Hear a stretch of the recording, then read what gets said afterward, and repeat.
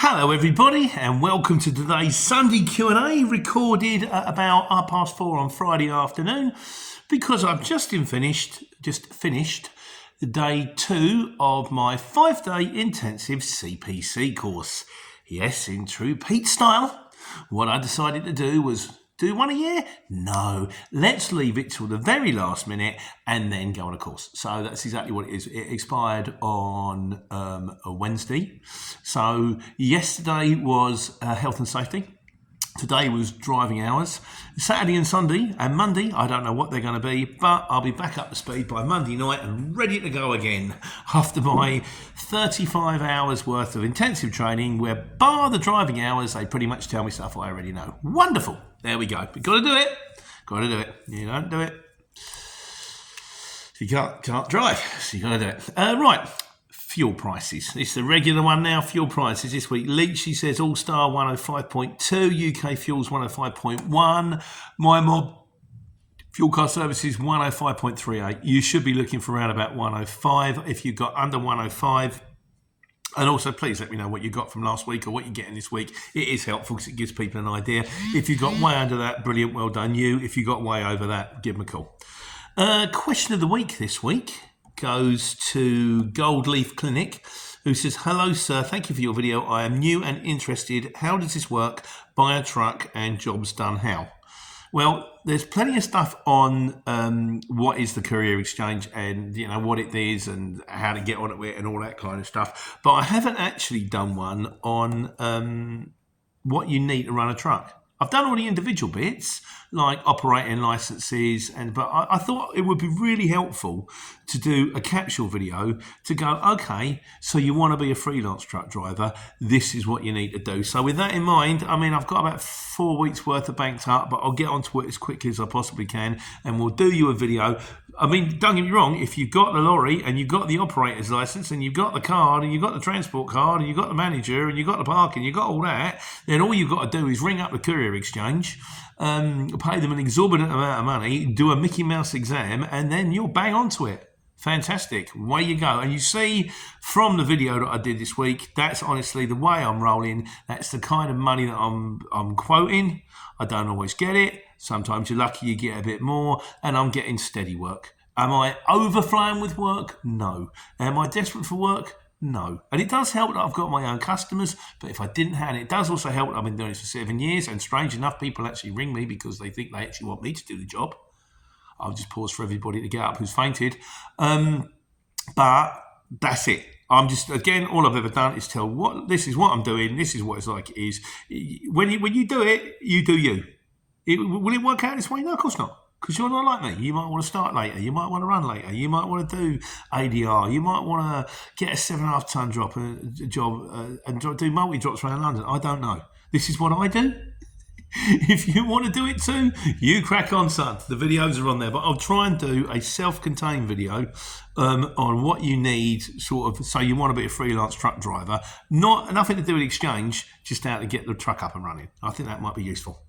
Last week's mistakes, always pleasing to see. I'm sure there are loads many weeks. It's a bit like Where's Wally? I think sometimes people just don't spot them. I'm sure I should throw them in deliberately, but I don't really have to. Because when you make them naturally, you don't have to do that. My mate Neil, Neptune Curious, who's our ADR guy, I'll do you a link to his channel just in case he also runs his little van and stuff like that, Have a look.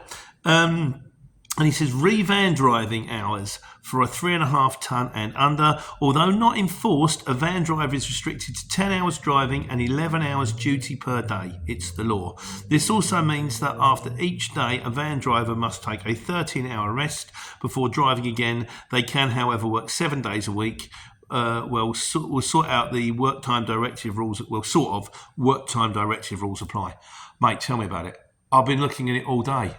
Even when I know what I'm doing, and even when you've just finished the course, you go like, okay, what's 11 hours then? What's domestic rules as opposed to European rules? I asked her. I said, so I'm a standard national, but so what's this all about? Like, domestic rules? She said, yeah, but depending on what you are. You're not running on domestic rules, you're running on EU rules. I thought, great, I understand you EU rules. Domestic rules? Get out. Get over there. Not interested. Certain things. When going on a ferry, instantly the shutters go down. I'm staying at National. When double manning, the shutters go down. I'm on my own. I don't double man. I don't go to France. I don't need to know. I just keep it simple. Let's keep it simple. Do it. You say you do you. I do me. Keep it simple. Works for me, that one. Still, thanks very much for putting us in the picture. Right, so the video this week, the main video this week was I mucked up. And I'm interested to sort of hear your opinions on this, because I did muck up. I upset someone. I don't like upsetting someone, particularly when they're a firm that give me regular work. Fortunately, since then, I've done another 2 jobs for them. So clearly, they're not holding it against me. And I did 2 jobs, as I always do. They send me the job goes smoothly. They get a POD and an invoice through the post, through the platform rather. And, that's the way I roll. But this particular one, I sort of, the guy, it's one of those, I'll ring the customer, I'll get back to you. So, this is what you guys got to say. Dale Steele says, he says, you didn't do anything wrong, Pete. My perspective is this. If they want you to hang on and a back door, they need to run their own trucks. I just don't get it. They don't see how many times a courier will wait for a call that never comes. And this is it. And I did say to the guy, I said, look, the nicest possible way, if anyone ever tells me I'm going to ring the customer, most of the time, that is the end of that conversation. You go, okay. I'll say, well, I'll see what happens then. I'll keep your fingers crossed. But in this particular instance, I mean, you kind of think if they ring you back in half hour, you can go, that was half hour ago. I've moved on since then. But I did say I'd give him 10 minutes, and he rang back in 11. So 10 minutes max speed. I always tell them I'm quite in on other work until I get the nod, and I think that's true. I think what I should have done is I said, okay, that's lovely. I said, but I will put you in a picture. There's another 2 jobs that are also potential for me right here, and if they come in the meantime, I've got to take them. I can't say no. I've done that before, and people have gone, well, okay, in that case, I'll book you. I thought, well, yeah, lovely. So what happens if you book me and then ring me back in 15 minutes time and say, I'm ever so sorry, that job's not going ahead? There's no cancellation fee. It's just well, you said I was booked. And I told you I was quoting on other jobs. It's a bit naughty, but it's one of those grey areas, So, Gil Hermjot says, I probably said that wrong. Gilly Hermjot? Something like that. He said, I would have taken whoever books me first. If they want me to wait, they can send a waiting time job. Why should I waste my time for something that might not happen? Which 9 times out of 10 it doesn't. Again, you're not wrong. But because it was a regular firm, maybe I could have afforded them just a little bit more breathing space, So Sean says, he says, first come, first served. You don't make money waiting for others. Unfortunately, it's a tough one to explain to them. But you could have said... you said not actually got the job and missed one around the corner going home for a good rate. Well, that's exactly what I did. I ended up, in fairness, the job I took, and I thought, the other one was better, and I've done it since, and it was 6 of one, half dozen the other. I'll be honest with you, the one I took instead was loaded straight away, offloaded straight away, 20 miles, although Sandy's a really big place. But then the one I did for these guys, which I ended up doing this week, was absolutely fine too. Bit heavier, but not heavy, so, and they both ended up in a decent place. It's just one of them things, Shane Hardy says, at least he was understanding, and 10 minutes is plenty of time for them to get back to you. Lee, my mate Lee, she says, had one last week where the shipper called about a job I bid on. Halfway through the call, he said, can I call you back in 10 minutes? He never did, and the job was sold. That's what I'm talking about. It happens, you see. And Rock God says, it doesn't matter who messed up, it's always the driver's fault. Well, you're not wrong there, sir, are you? Really? So, but I think moving forward, what I'm going to do is I'm going to say, if they turn around and say, I'm going to call the customer. I did this, I do a link to the video before. The magic job. I'll call the customer because it's a magic job. As if by magic the job disappears. It was there, now it is not there. Don't look at the eyes, look around the eyes, you're under. Yeah, it's like, I don't, so when as soon as you say, I'll call the customer, so, and the other thing with customers, I know the score, they email you, I need a lorry in a hurry, so I've got a lorry in a hurry, they email, then you get a reply 3 hours later, because the guy you booked it didn't see the emails and has gone to lunch. I don't help when I'm trying to make. If the wheels ain't turning, you ain't earning. So, but there we go. Which brings us on to the wise guys. This week, Ryan says, now, he says, because this is to do with the work time thing, which I've done today. He says, so, I work 13 hours a day, Monday to Friday. That's 65 hours a week. I take a 45-minute break every day. That's 3.75 hours of rest at work at least. 65 minus 3.75, 61 hours for that week. That means I'm over my working week by 1.25 hours. Is this correct, or am I overthinking this? Never thought about it before, and I've been driving for 6 years. Right. You can do driving time, should be 45 hours a week, can be up to 54, but you can only do 90 across a 2-week period.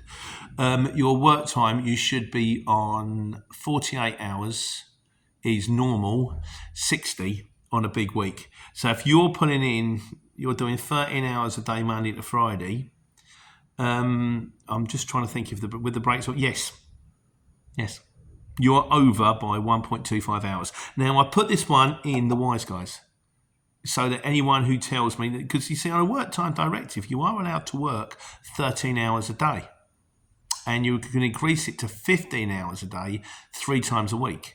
So under your work time directive, you're fine. No, you're actually fine.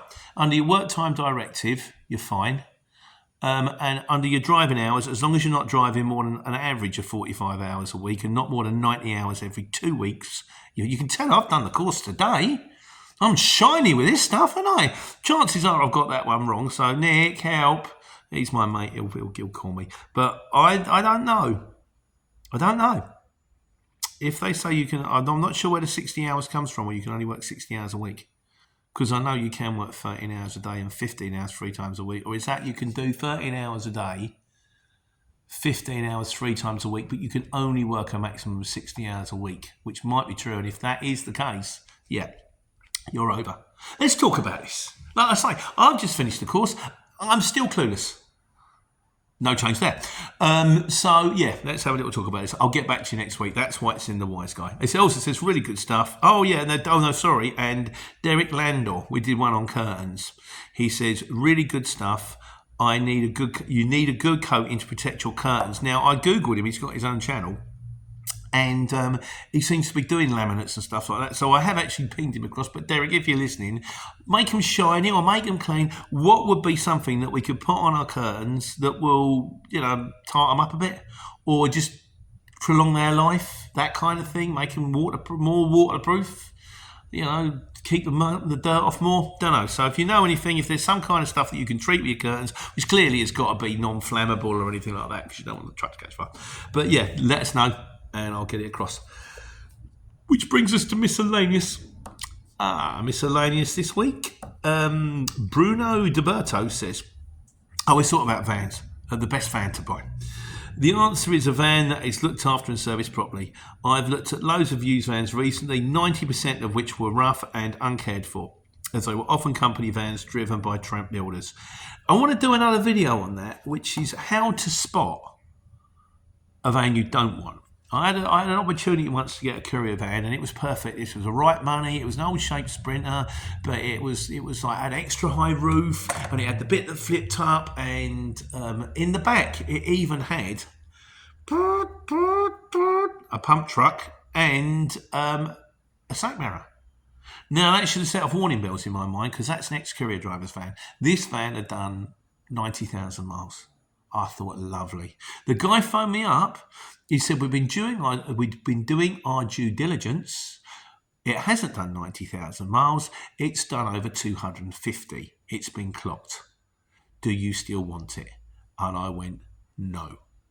Thank you, but no. Because it was a courier driver's van. You could tell it was a courier driver's van. There's no way it would have been that age and done 90,000 miles. Even short drops around town. Should have known. So we'll see if we can get one out there. Incidentally, before I make it, if anyone wants to leave comments on things to look out for when avoiding buying a bad van, please let us know. We'll do a video. It might stop somebody coming unstuck. It'll be a good thing. Right, Sammy99 says, would you recommend, this is a career exchange, for a new company trying to start an Arctic business to gain extra work? Yes. Because that way, if you can't get work off your own customers, you can send it to work for the CX. And much more importantly, if you get work off your own customers, you can get jobs coming back. It's what I do. Would I recommend it? Wholeheartedly. There's no other platform out there that does what the CX is, which is why they get to charge what they charge. And we all know the score, and we all moan about it, and we all pay it, and we just get on with our lives. So, but yes, I would. I've left you a note, but there you go.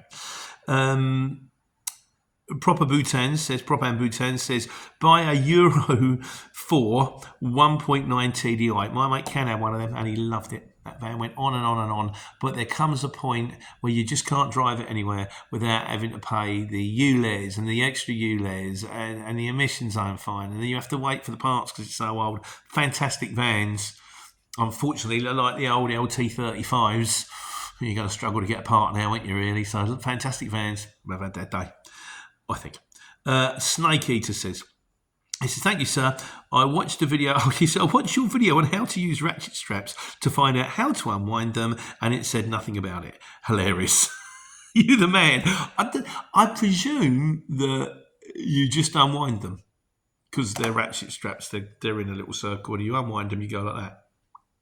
Winding them up, that's different. Unwinding them, I've got that thing. It's brilliant. It was a short. I don't know if you can get it, and it's called. I had to look it up recently. It's called a drill bit strap winder, and effectively, it's a frisbee that someone's put something in the middle. When you put it in a drill, you go, and it attacks the drill. Then you put your strap in the middle, and you go, and the strap just winds on top of the frisbee. It's fantastic. I've had mine for 7 years. It's the best. And then people would turn around and go, that's a cool bit of kit, or that's cheating. And I just point it out and go, it's my ray gun. But I love it. Fantastic. Wouldn't be without it. And this week's conclusion goes to Brian Bellchamber, who says, because his horn don't work. I have absolutely no idea why. I assume that pertains to some video. If anyone cares to tell me, that would be great. In the meantime, always like to finish on something vague if I can. Vague comments, always pleasing. So that's it. No weekend for me. No weekend. I lost Thursday, I've lost Friday, I've lost Monday, but I've only lost 3 days because I've done it on the block. I mean, an argument can be made. Should have done it in January. Should have done it once a year on a Saturday, which of course I'm going to do moving forward. Clearly I am, and in 5 years' time we'll have exactly the same conversation where I'm saying how I've just booked a block of CPC training because I've let mine expire. But you need your CPC if you want to be a lorry driver. You cannot drive a lorry on the roads without a CPC, and if you're not driving, then you can't. Take care and take money.